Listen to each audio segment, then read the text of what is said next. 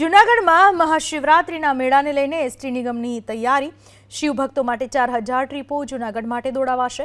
તેના માટે એસટી વિભાગે 24 કલાક માટે ટિકિટ બૂથની વ્યવસ્થા કરી છે। આ સિવાય જૂનાગઢથી ભવનાથ તળેટી જવા માટે રોજની 70 જેટલી મિની બસો અલગથી બૂથ ગોઠવીને સંચાલન કરવામાં આવી રહ્યું છે। સાથે જ પીવાના પાણીની પણ વ્યવસ્થા એસટી નિગમે કરી છે।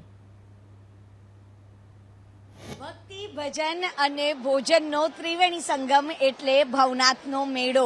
ત્યારે ભવનાથના મેળા માટે ખાસ કરીને એસટી નિગમ દ્વારા ખૂબ જ સુંદર એવી વ્યવસ્થા કરવામાં આવી છે। આ મહાશિવરાત્રિના મહામેળાને લઈને એસટી નિગમે 4000 ટ્રીપો જૂનાગઢ માટે દોડાવવામાં આવશે। ખાસ કરીને ઓનલાઈન એડવાન્સ ટિકિટ માટે પણ 24 કલાકની ટિકિટ બૂથની જે વ્યવસ્થા છે તે પણ કરવામાં આવી છે, કારણ કે આ ભવનાથના મેળાનો શુભારંભ થઈ ગયો છે અને તમામ લોકો ત્યાં ભવનાથની તળેટીએ જઈ શકે તેના માટે એક્સ્ટ્રા બસીસ છે તે દોડાવવામાં આવી રહી છે।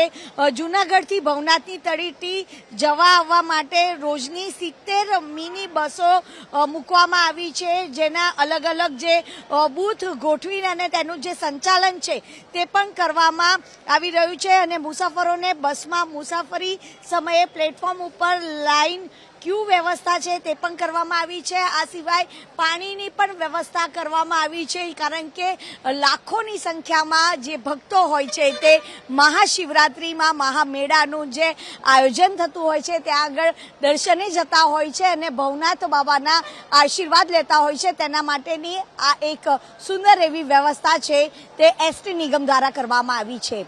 કેમેરામેન પ્રદીપ સિંહ સાથે રાજલ બારોટ, એબીપી અસ્મિતા, અમદાવાદ।